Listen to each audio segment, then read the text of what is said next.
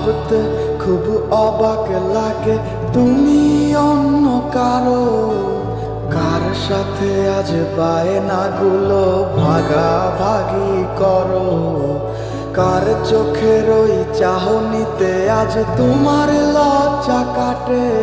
ওরে মেনে নিতে আজ পারছি না আমি তুমি অন্যের সাথে, ভাবতে